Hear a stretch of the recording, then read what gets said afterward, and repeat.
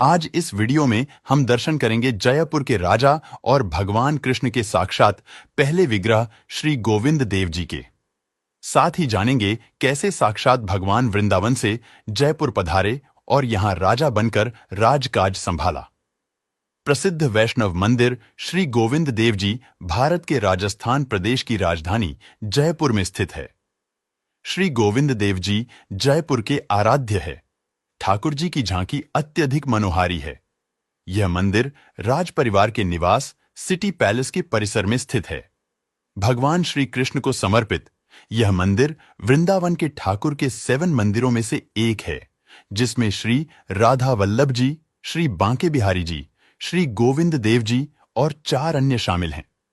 प्रचलित कथा के अनुसार मंदिर में भगवान की छवि ठीक वैसी ही दिखती है जैसी पृथ्वी पर उनके अवतार के दौरान साक्षात भगवान कृष्ण की थी। भगवान श्री कृष्ण के विग्रहों को आतताई शासकों से सुरक्षित बचाए रखने और इन्हें पुनः विराजित करने का इतिहास भी बहुत प्रेरणादायी और रोचक है। लगभग 5000 साल पहले भगवान श्री कृष्ण के प्रपौत्र एवं मथुरा के राजा वज्रनाभ ने अपनी माता से सुने गए भगवान श्री कृष्ण के स्वरूप के आधार पर 3 विग्रहों का निर्माण करवाया। इनमें से पहला विग्रह है गोविंद देव जी का, दूसरा विग्रह जयपुर के ही श्री गोपीनाथ जी का है तथा तीसरा विग्रह श्री मदन मोहन जी करौली का है। वज्रनाभ के माता जी के अनुसार श्री गोविंद देव का मुख, श्री गोपीनाथ का वक्ष, श्री मदन मोहन के चरण श्री कृष्ण के स्वरूप से मेल खाते हैं।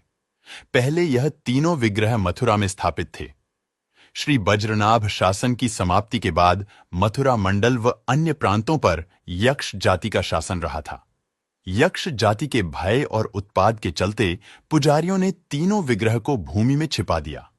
गुप्त शासक नृपतिपरम, जो वैष्णव अनुयायी थे, उन्होंने भूमि में छिपाए गए स्थलों को खोजकर भगवान कृष्ण के विग्रहों को फिर से भव्य मंदिर बनाकर विराजित करवाया। 10वीं शताब्दी में मुस्लिम शासक महमूद गजनवी के आक्रमण बढ़े तो फिर से भगवान श्री कृष्ण के इन विग्रहों को धरती में छिपाकर उस जगह पर संकेत चिन्ह अंकित कर दिए गए। कई वर्षों तक मुस्लिम शासन रहने के कारण पुजारी और भक्त इन विग्रह के बारे में भूल गए। 16वीं सदी में ठाकुर जी के परम भक्त चैतन्य महाप्रभु ने अपने 2 शिष्यों रूप गोस्वामी और सनातन गोस्वामी को वृंदावन भेजकर भगवान श्री कृष्ण के लीला स्थलों को खोजने के लिए कहा। दोनों शिष्यों ने मिलकर के भगवान श्री कृष्ण के लीला स्थलों को खोजा। इस दौरान भगवान श्री गोविंद देव जी ने रूप गोस्वामी को सपने में दर्शन दिए और उन्हें वृंदावन के गोमा टीले पर उनके इस विग्रह को खोजने को कहा। सदियों से भूमि में छिपे भगवान के विग्रह को ढूंढकर श्री रूप गोस्वामी ने एक कुटी में विग्रह की प्राण प्रतिष्ठा की। उस समय के मुगल शासक अकबर के सेनापति और आम्बेर के राजा मानसिंह ने इस मूर्ति की पूजा अर्चना की। सन 1590 में वृंदावन में लाल पत्थरों का एक सप्तखंडी भव्य मंदिर बनाकर भगवान के विग्रह को विराजित किया। मुगल साम्राज्य में इससे बड़ा और कोई देवालय नहीं बना था। बाद में उड़ीसा से राधा रानी का विग्रह श्री गोविंद देव जी के साथ प्रतिष्ठित किया गया। मुगल शासक अकबर ने गौशाला के लिए भूमि दान में दी, लेकिन बाद में मुगल शासक औरंगजेब ने गौशाला भूमि के पट्टे को रद्द कर ब्रजभूमि के सभी मंदिरों व मूर्तियों को तोड़ नन्ने का हुक्म दिया तो पुजारी शिवराम गोस्वामी व भक्तों ने श्री गोविंद देव जी, राधा रानी व अन्य विग्रहों को लेकर जंगल में जा छिपे। बाद में आम्बेर के राजा जयसिंह के पुत्र राम सिंह के संरक्षण में ये विग्रह चैतन्य महाप्रभु के शिष्य शिवराम गोस्वामी राधा गोविंद को वृंदावन से बैलगाड़ी में बैठाकर सबसे पहले सांगानेर के गोविंदपुरा पहुंचे थे। राजा मानसिंह ने आमेर घाटी में गोविंद देव जी के विग्रह की प्राण प्रतिष्ठा की, जो आज कनक वृंदावन के नाम से प्रसिद्ध है और यह प्राचीन गोविंद देव जी का मंदिर भी है।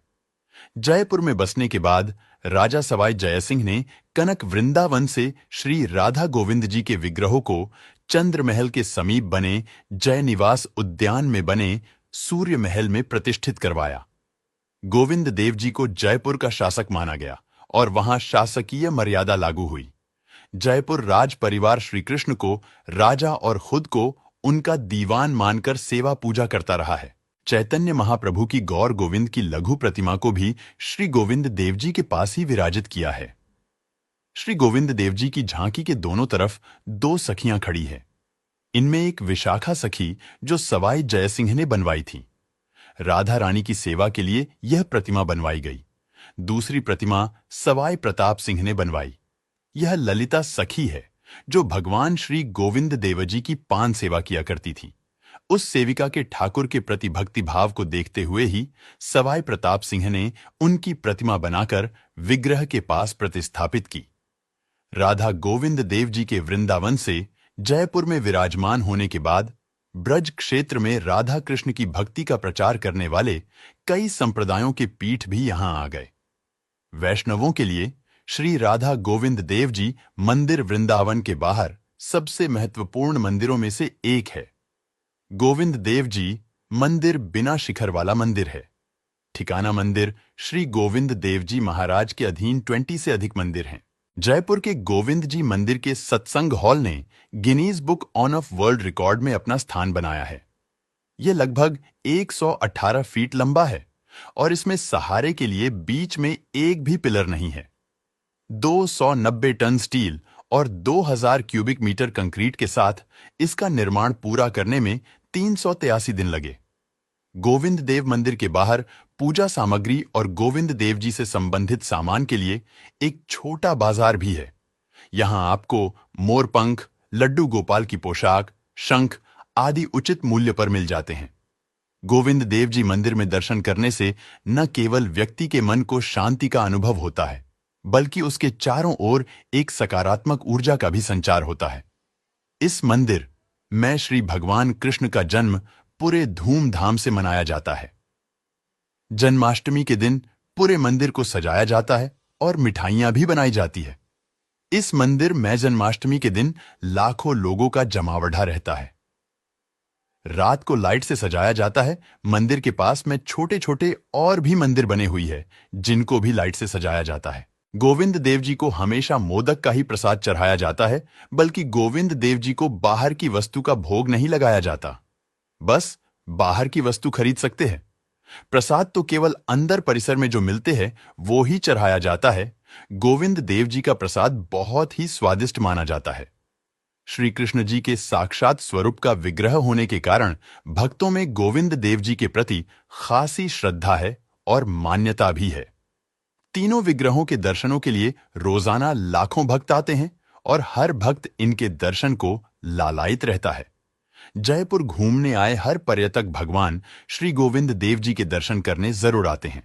कहा जाता है कि इन तीनों विग्रहों के दर्शन एक दिन में ही करने को काफी शुभ माना जाता है। गोविंद देव जी मंदिर परिसर में ही उद्यान, झरने और मनमोहक प्राकृतिक छटा देखने को मिलती है। यहाँ पेड़ज पौधों पर पक्षी कलरव करते रहते हैं और बंदर अटखेलियां करते रहते हैं। लगता है मानो अपने प्रभु का गुणगान करते हुए उनके सानिध्य में अपना जीवन सुखद बना रहे हैं। यहाँ मंदिर परिसर में एक मीठे पानी का कुआं है जिसे अमृत कुआं भी कहा जाता है। भक्त लोग इस मीठे पानी को पीकर अपने आप को तरोताजा महसूस करते हैं। माना जाता है कि इस कुएं का पानी पीने से कई रोग दूर हो जाते हैं। श्री भगवान की जानकारी के इस वीडियो को आप अधिक से अधिक भक्तों तक पहुंचाने के लिए शेयर जरूर करें और साथ ही कमेंट में जय श्री गोविंद देव जी लिखकर प्रभु कृपा की अनुभूति करें। धन्यवाद।